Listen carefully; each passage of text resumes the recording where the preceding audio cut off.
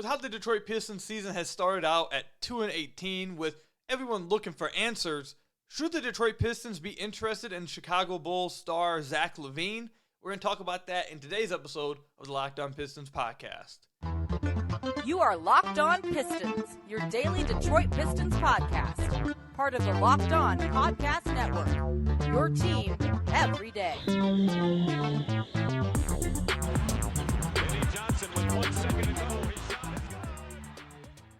What's the deal? Welcome back to another episode of the Locked On Pistons podcast. Per usual, I'm your host, Kuka Hill. You can find me over on Twitter at Kuka Hill. I want to thank you guys for making Locked On Pistons your first listen of every single day. We are free and available on all your podcast platforms. And if you haven't already, head to the YouTube channel at Locked On Pistons. Hit that subscribe button or leave us a 5-star review on whatever podcast platform you're listening to this on. That's another great way to support the podcast. And today's episode is brought to you by Gametime. Download the Gametime app, create an account, and use code LOCKEDONNBA for $20 off your first purchase. Later on, we'll talk about a new starting lineup. Again, another starting lineup that Monty Williams and the team is trying out. We got to see in their last game, another loss, obviously. And to be honest, when we talk about that, I think we're probably going to see yet again another starting lineup Wednesday against the Memphis Grizzlies. So we'll talk about that later on. We'll also talk about the Pistons' use of Jaden Ivey and how they can do a better job of utilizing Jaden Ivey. But first, I want to talk about this rumor about Chicago Bulls star Zach LaVine. Should the Detroit Pistons be interested in acquiring Zach LaVine? So let's go ahead and lay down the frameworks here of what the rumors are, what we know about the whole Zach LaVine situation. So the Bulls are about to enter a rebuild. They're definitely going to be trading off of Zach LaVine. After they get rid of LaVine, they're probably getting rid of DeRozan. They're shipping off everybody. They're going into a rebuild. So, according to Woj, they've been trying to gauge the market on Zach LaVine, find some trades, and Woj reports that his value is very low right now. Yeah, teams aren't offering very much. I think a lot of factors play into that, but nonetheless, his market appears to be low. I think that's when you see the Pistons enter the discussion, and Bobby Marks of ESPN, he talked about why he believes the Detroit Pistons are a team to look out for in the Zach LaVine trade market. Here you go. I'm going to play this clip. I want you guys to listen to what Bobby Marks has to say. Detroit is, 2-17. I would not be surprised if they stick their toe in the Zach LaVine to see what his market is and see if we can get a guy who's making, a former All-Star who we couldn't get in free agency. And if it doesn't cost us much, maybe just cost us a bunch of expiring contracts and maybe one of the younger kids that they go out and do something like that. That would be a kind of a team I would just keep an eye on as far as with LaVine. So, with all of that laid out for you guys, do I think the Detroit Pistons should go after Zach LaVine? Before I say yes or no, I want to lay out the pros and cons of this. Do I think the Pistons are interested in Zach LaVine? Do I think they could be interested? Yes, I do think so. I don't think this is just a bunch of smoke and no fire. I do think that the Pistons may have at least a little bit of interest in Zach LaVine for the exact reasons Bobby Marks says. And if you guys have been listening to the podcast for all of the offseason, even going back to last year, I've said for a while that the Detroit Pistons trade that they're going to make is going to be for a star on a heavier contract that causes his value to be lower, that allows the Pistons to then get into the fray. Because if it's a star on a good contract or a star that everyone wants, they'll get outbid by everybody. A star on a hefty contract that maybe has some risk to him, or for whatever reason, his contract causes his value to be lower than what he actually is as a player, that allows the Pistons to maybe offer a low ball of an offer and get that said player. I've said now for a year, that's probably going to be the Pistons' play. Now, whether it's Zach LaVine, who knows? But this does fall into the category of what I've been talking about over the last year or so of the opportunity that will come up for the Detroit Pistons. All right, so look, here's the positives of acquiring Zach LaVine. First off, Zach LaVine is a star. He's straight up amazing. He is a fun, really, really good basketball player. over the last 3 seasons for the Chicago Bulls, he is shooting 49% from the field, damn near 40% from 3 on 7.4 attempts. And not just on, like you said, like we've talked about a lot on the Pistons podcast, about the Piston players that are shooting just wide open catch and shoot threes. This is on a variety of shots.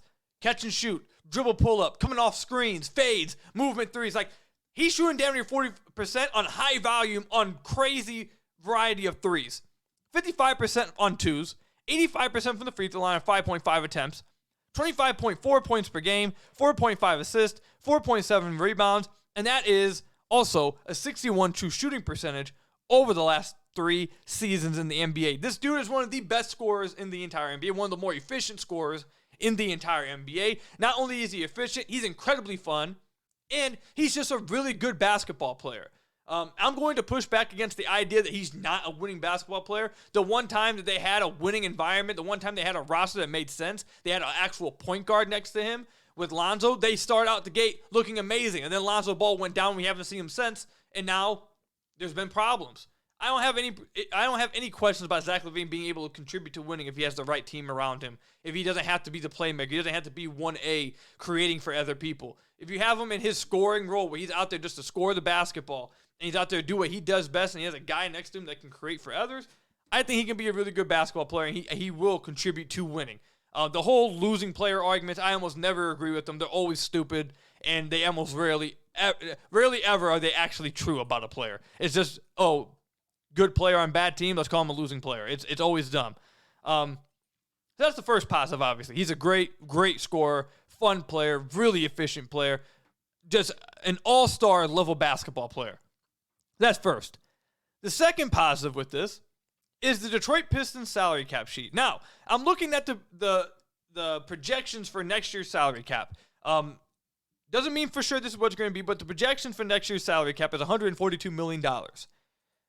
Zach LaVine is currently on a contract that has him being paid $40 this year, $43 next year, $45 the next year after that, and then a player option for $48 million at the age of 30 years old.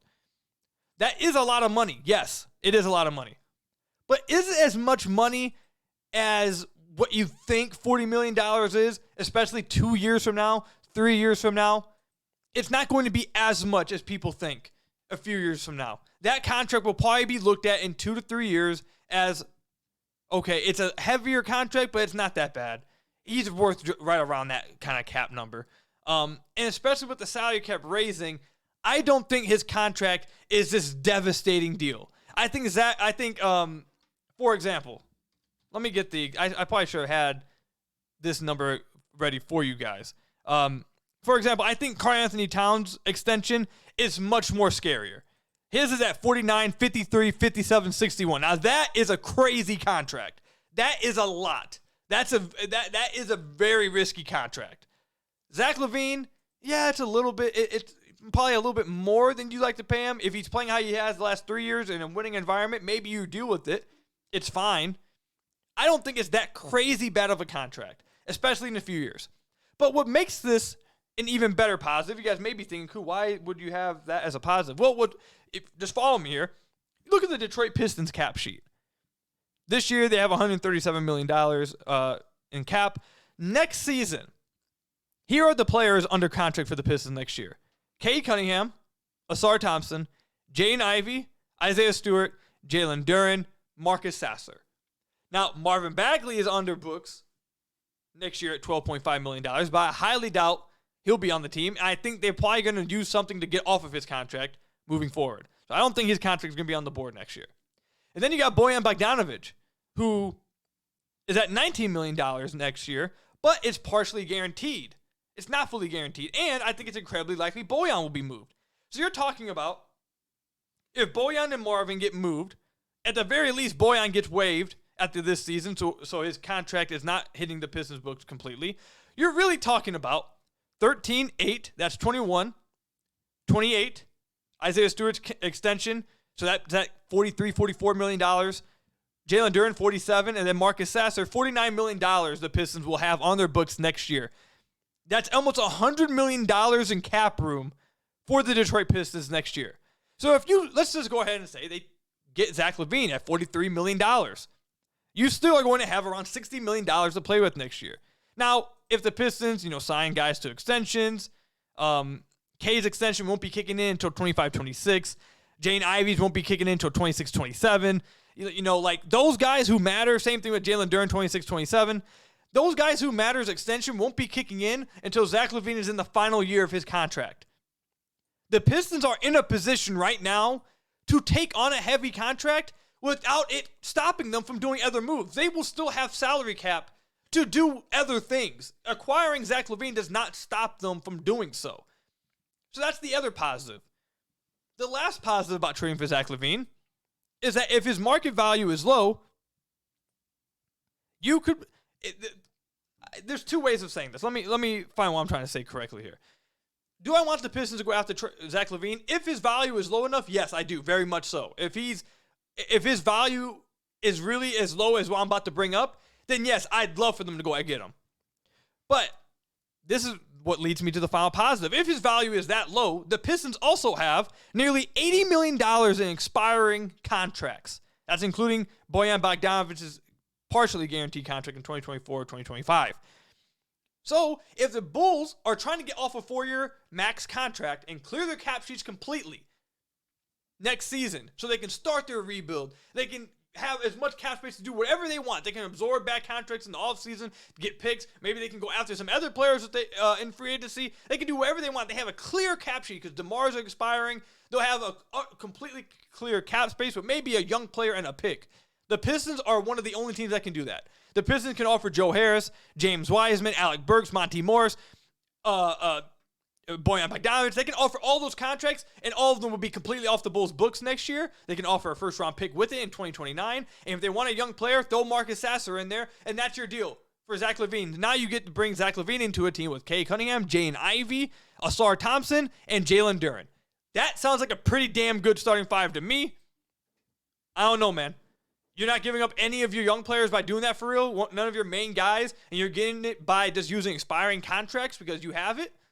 I mean, that sounds like exactly the situation that Troy Weaver was talking about him taking advantage of in the offseason. Finding a team that is, trying to get off a contract, you have expiring deals, now you pounce. That's exactly what he talked about in the offseason. So, I end this segment with this. Do I want the Pistons to go after Zach LaVine? My answer is only if the value is right. If the Pistons can get him by just offering expiring contracts, a pick or two, and like a Marcus Sasser level prospect, absolutely, go get him. If it requires Jaden Ivey in pieces, no, I would rather not. But if the Pistons can just get off of expiring contracts with a pick or two and Marcus Sasser type of deal, absolutely, I think going after Zach LaVine would be the move. I don't even think that's a risky move at that point. You're not even taking really a risk. In my opinion, I think it's just a good move. So if his value is low enough, yeah, you're getting a really good player for expiring contracts while still maintaining salary cap flexibility moving forward because of how your cap is set up long term. So let me know what you guys think about that. Comment section down below or over on Twitter at Cougar Hill. I can't wait to hear what you guys think about this one. But when we come back, we're going to be talking about a new starting lineup. Yes, a brand new starting lineup. Another one, DJ Khaled, another one. And we're probably going to see another one on Wednesday. But we'll talk about this recent new starting lineup and what we could see moving forward when we come back. But first, I've got to tell you guys. Oh, I'm sorry. I got to tell you guys about one of our sponsors, FanDuel. As the weather gets colder, and trust me, it's absolutely freezing in Detroit and Michigan, the NFL offers stay hot on FanDuel. Right now, new customers get $150 in bonus bets with any $5 winning moneyline bet. That's $150 if your team wins. If you've been thinking about joining FanDuel, there's no better time to get in on the action. The app is so easy to use, and there's a wide range of betting options, including spreads, player props, over-unders, and more. And listen, man, a GTA 6 trailer just dropped. It's coming out in 2025. You got a year. You got a year to get rich so you can take time off to play GTA 6. I tweeted this out. I'm getting ready with FanDuel to try and get my luck out there. I'm taking Jamar Chase first touchdown scorer, moneyline Cincinnati Bengals, Jake Browning over half a touchdown, Trevor Lawrence over 1.5 passing touchdowns, Evan Ingram over 49.5 receiving yards, and Jamar Chase over 60.5 receiving yards. That would net $142,000. That's if you want to take some chances. You want Try to cash out, be ready for that GTA, take all the time off you want. Hey, maybe get lucky with FanDuel. That's the kind of thing you can do, though, over at FanDuel, same game parlay, just like that. So visit FanDuel.com/lockedon and kick off the NFL season. That's with FanDuel, the official partner of the NFL. So I want to thank you guys again for making Locked On Pistons your first listen of every single day. We're free and available on all your podcast platforms. If you haven't already, head to the YouTube channel at Locked On Pistons. Hit that subscribe button or leave us a 5-star review on whatever podcast platform you're listening to this on. That's another great way to support the podcast. So the Pistons have changed their starting lineup multiple times this season.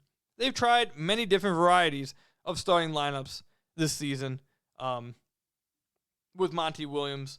And part of it has to do with injuries, obviously. Not having Bojan Bogdanovic to start the season.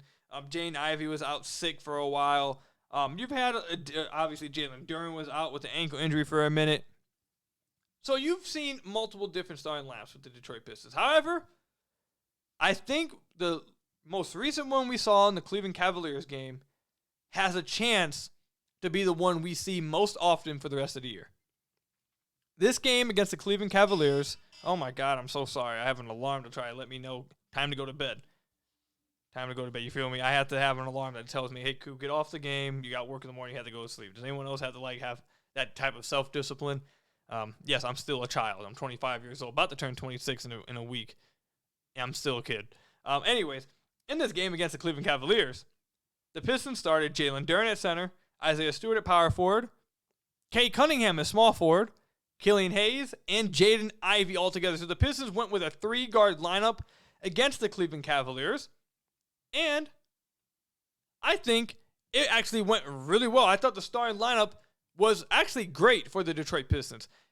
Everyone in the starting lineup, Isaiah Stewart +6, Jalen Duren +6, Cade Cunningham +13, Killian Hayes +7, Jaden Ivey was a 0 net rating. So all 5 of those guys were either positive, 4 of them, and then one of them, Jaden Ivey, was just a neutral on the floor.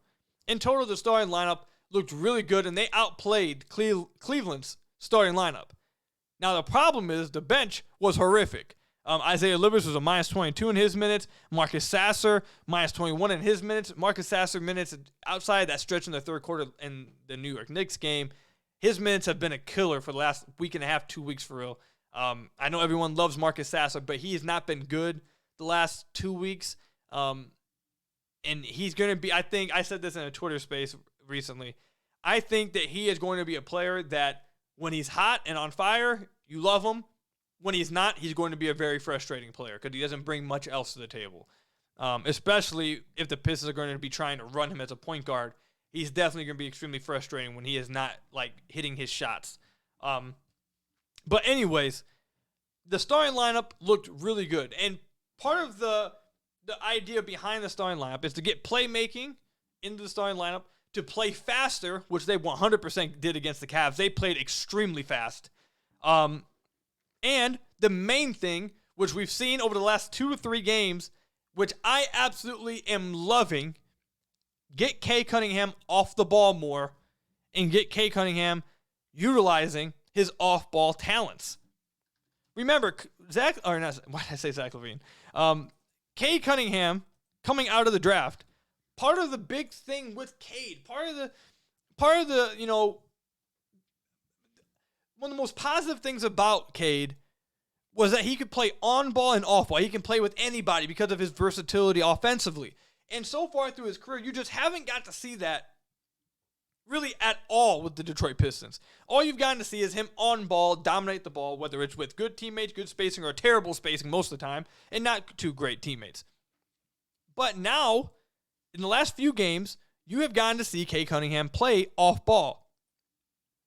You have got to see him cut to the basket and score. You've got to see him catch and shoot threes and score. You've got to see him come off of pin downs and score. You've got to see him come off DHOs more often. You've got to see him get set up by his teammates and score, and then make for others off ball. He has been fantastic over the last few games.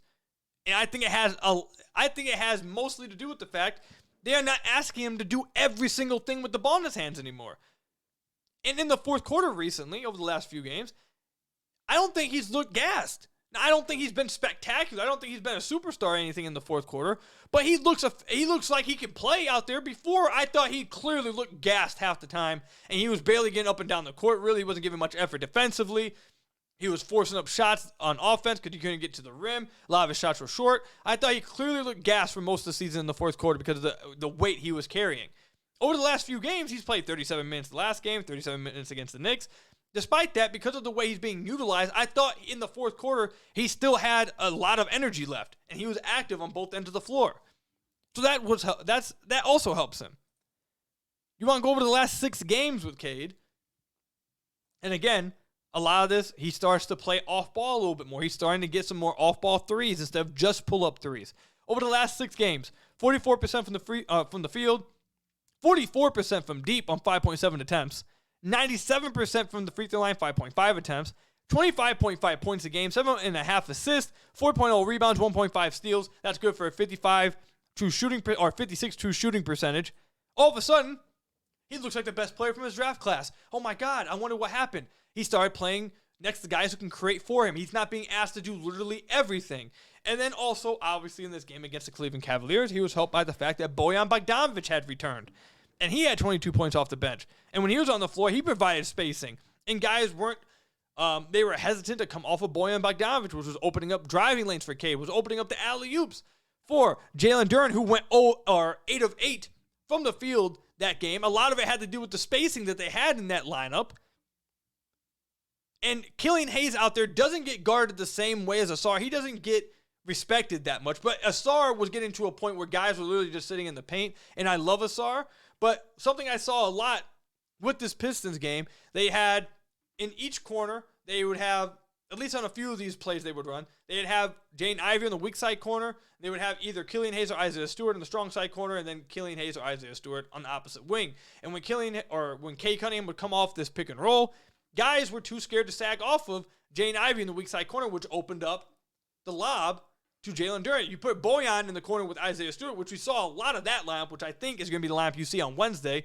Monty Williams said in practice that in games against bigger matchups, Stu may start, but against non-bigger matchups, you will see Bojan Bogdanovic start. So I think you'll see him start Monday or Wednesday against the Grizzlies, and in most matchups moving forward. With Bojan in the lineup, you put both those guys in the corners, guys ain't leaving them. You put Killian Hayes on the opposite wing, guys ain't leaving them. And if you do help off with Killian, you're not going to be in position to stop that lob. Like, you can scheme positioning to where they can't really help off of that. And that's what you saw in this game. So Cade was operating with better spacing on the floor. Bojan returned. And in this game against the Cleveland Cavaliers, Cade had 11 assists to just 1 turnover. So, oh my God, look at that. Cade with spacing, all of a sudden is an efficient player over the last 6 games. All of a sudden, looks like the number 1 overall pick. All of a sudden, not turning the ball over as much. There's a plus 13 on the floor and a 9-point loss in 37 minutes. Who would have thought? So I think this starting lineup, you're going to see a lot of still moving forward, whether it's Bojan at the 4 or Isaiah Stewart at the 4. I think they have something here with this 3-guard lineup. I think Monty Williams is starting to press the right buttons and learn his players. I think they have something here. Now it's just a matter of, we'll talk about this a little bit in the final segment, 2 things. 1, a better use of Ivey, and 2, your rotations. We're going to talk about both those things when we come back. But first, I've got to tell you guys about one of our sponsors, Gametime. And trust me, Gametime, I absolutely love this app because for someone like me who procrastinates with literally everything, especially when it comes to buying tickets for movie theaters, music events, sports events, comedy events, I wait to the last second and now I don't have any seats. The tickets I see are terrible. I don't got no good deals. I'm stuck sitting in the front row like at a movie theater. Like, it's just terrible. But with Gametime, you don't have to worry about any of that because you got last-minute tickets all the way up until the start of the event, and even sometimes after the event with Gametime. You got flash deals all the way up until the event. You got zone deals all the way up to the event. For someone like me who procrastinates, I know there's some of you guys out there who's a procrastinator. Gametime is literally the best app for you. And another thing about Gametime, there's 2 things I love about Gametime as well. 1, when you buy your tickets, you get to see the view of your seat before buying your tickets. In other places, you buy the tickets, you show up, oh God, this seating wasn't that great, you know. Maybe I should have got different tickets. With Gametime, you get to know right off the bat, okay, what does this seat look like? All right, maybe you want to move over here. What's this one? Okay, that one's for me. Absolutely love it with Gametime. And the other thing is, I don't have to go through my email looking for the tickets. I have thousands of emails. I know a lot of us, there has to be a lot of you guys that also don't check your emails. So it just stacks up, and I have to go searching through to find your tickets. With Gametime, just 2 taps, and you're set right there on the screen on the app. Fantastic. Gametime is my favorite app to use when I'm looking for any kind of tickets to any type of event. So download the Gametime app and create an account and use code LOCKEDONNBA for $20 off your first purchase. Terms apply. Again, create an account, redeem code LOCKEDONNBA for $20 off. Download Gametime today. Last minute tickets, lowest price guaranteed with Gametime. So I want to thank you guys again for making Locked On Pistons your first listen of every single day. We are free and available on all your podcast platforms. If you haven't already, head to the YouTube channel at Locked On Pistons. Hit that subscribe button or leave us a 5-star review on whatever podcast platform you're listening to this on. That's another great way to support the podcast. All right, so going back to the starting lineup, I think the Pistons have something there. I really like it. Killian Hayes has been playing really well lately. I think for the most part, outside the games where he had the shoulder wrap because the injury to his left shoulder, his shooting shoulder, I think it was like 2 to 3 games he had that wrap on. When he just was literally not even trying to shoot. I think he combined for like 7 shot attempts through 3 games. It was clear the shoulder was really hampering him. He just couldn't try to shoot the ball. Outside of those games, if you want to be honest, Killian Hayes has been mostly fine this year. Like, he's been pretty, to be honest, I think he's been good in his role. I don't think he's been some above-level starter or some star or anything, but in his role, he's been fine. He's been better this year. He's improved. And over the last few games, he's looked even better. So he's helping Cade. Him and Cade also play really well together. They have really good synergy, especially cutting off of Killian. Killian always finds Cade and tries to create from his pass, driving to the basket and then skipping it to Cade in the corner. I don't know how he made that pass. That was an absolutely insane pass he made. But those 2 guys play really well together. Then you throw Ivey into the mix. I thought they all 3 played really well together in this past game.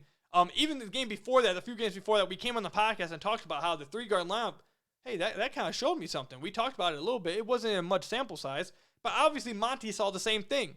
I tweeted out after the Knicks game, hey, start the 3-guard lineup. Did I think Monty would actually do it? No, but he did. So he must have saw the same thing I did. Those 3 guys play really well together. I think the Pistons have something. You can find a way to get all of them on the floor, all of them the minutes that you want with Monty. I think they really do have something there. For all the reasons we talked about in the last segment and what I just mentioned, I really do think they have something there. But there's 2 things they still need to adjust if this is the lineup they're going to go with the 3 guards. One is I want to talk about the use of Ivey, but I want to hit this first because this will be quick, and then we can take more time with the use of Ivey. Their rotation, it probably needs to be shortened. With those 3 guys in the starting lineup, not only do you need to do a better job of staggering them, you probably just need to shorten your rotation. I think the Pistons are probably at a point where you just go a 9-man rotation and you sub Stu out and have Stu be the backup 5 and just stagger him and Duren. I think you kind of do the same thing with Ivey, Killian, and Cade, where you have them staggered and have them be basically the point guard at all times on the floor. So either like an 8 or 9 rotation. I'm going to be honest. I think that's what the Pistons need to do because their bench just is not very good. And there's only a few guys that really need minutes. If you want to be honest, I think the only people who deserve minutes at this point are Livers, Thompson, and Bogdanovich. And Bogdanovich obviously is a starter. So when Stu's coming off the bench, Stu obviously deserves minutes. And if Stu's starting, then it's Bojan. So those 3 guys. And then if you want to try to find minutes for maybe a Sasser, or if you want to try 5 minutes for a Bagley, one of those guys, or if you want to try 5 minutes for Burks, one of those 3, then you can go to 9. But I think the Pistons probably need to go down to a 9-man rotation, and I think that will help a lot. No need to keep trying to find minutes for guys who are hurting your team. So I think that will help them a lot, especially with this 3-guard lineup now. Now, move on to the use of Ivey. The use of Ivey, I think, is the next key to the way you really unlock this team, this 3-guard lineup, and try to turn this season around the best you can. This past game, Jaden Ivey only had 7 shots. Now, I do want to say, I said this on Twitter, I'm going to say it here, I'm going to keep saying it. Despite the fact that he had 7 shots, I thought he played decent enough. I don't think it was his best game, but I thought they all played well enough within that starting 5, within next to each other, to play the best brand of basketball possible. So he didn't get enough shots himself, the player, but I thought overall the team, overall the offense, I thought the lineup looked good despite that. So how do you find shots for Jaden Ivey? Well, you could just simply say, put the ball in his hands more with that starting lineup. That's obviously fair. But I think it's pretty clear so far from Monty's words and his actions that Killian Hayes is probably going to be the point guard of that lineup and set up other people. Now, whether that, he could set up Ivey. Maybe guys help off Ivey, and Ivey just gets more shots some games. Yeah, that will happen, okay? He's going to get more open shots based off of, how defenses react and all that stuff, whatever. So I'm not really focused on that because I think that's what's going to end up happening, and that's going to vary game to game. I think the best way to utilize Ivey, if you're going to do this 3-guard lineup, in this game against the Cavs, Killian Hayes was the first guard taken out. And then he brought Killian Hayes back in at the start of the second quarter to be like the point guard, whatever. And I don't think those lineups are going to do as well. They didn't do great in the lineup in the game against the Cavs because they need on that bench a pure scorer, a guy who takes pressure off of everybody else to score. It really gets all the way to the basket, puts insane pressure on the rim, that kind of thing. They need a reliable scorer, big-time athlete, whatever. That's Ivey. So what I think Monty Williams should do moving forward to find Ivey more minutes, I think this pleases literally everybody. Start the 3-guard lineup, and the first substitution you make it like the 6-minute mark. Get Ivey out. Close the quarter with Killian and Cade. Have those 2 guys come out, and then let Ivey start the second quarter and play the first 6 minutes of that quarter by himself without those 2. And let him lead the bench, and let him be the point guard. Let him be the main scorer. Let him be the focal point. Now he gets to go out there and he does his own thing for 6 minutes. Then you can run the 3-guard lineup again or do whatever you want with that. But I don't think Killian should be the first guard taken out because if you're staggering him with the bench lineup, I don't think it works as much. And then Cade, or Ivey I should say, is still kind of trying to find his spots to score with Cade on the floor. I think if you take Ivey out first, he still gets his 30-plus minutes. It's just a different staggering. You take Ivey out first and then have him be the one that leads the bench in the second quarter. Bring him at the very start of the second quarter. Let him do his thing. Make him the focal point. Let him have the ball in his hands nonstop. And now, you have now found a way to get Killian Hayes, Jaden Ivey, Cade Cunningham all 30-plus minutes. To get Killian Hayes, Jaden Ivey, Cade Cunningham probably all 10-plus shots. To get Killian Hayes, Jaden Ivey, Cade Cunningham all the type of uses that you'd like to see them get. And you can still run the 3-guard lineup together to start games, to close games, and stretches where you need them. You can do that while also finding time that utilizes all of them to their best abilities. I think that's the best way to do it. And I think once Monty gets the hang of that, which I think we're probably going to see, to be honest, in this next game, I think things will look even better for the team, for that lineup, and especially for Jaden Ivey. So that's what I would do. Get Jaden Ivey out first and then let him have 6 minutes in the second quarter, 6 minutes in the, probably, what would it be, like the start of the fourth quarter? But it probably wouldn't be 6 minutes in the fourth. You don't want to keep your bench out there that long. But you guys get my idea. So let me know what you guys think. Comment section down below or over on Twitter at Cougar Hill. That's all I've got for you guys today. Thank you guys for making Locked On Pistons your first listen of every single day. Free and available on all your podcast platforms. Hit that subscribe button to the YouTube channel. Leave us a 5-star review, whatever podcast platform you're listening to this on. And until next time, I'll see you guys later. Stay safe out there. Until next time, peace out.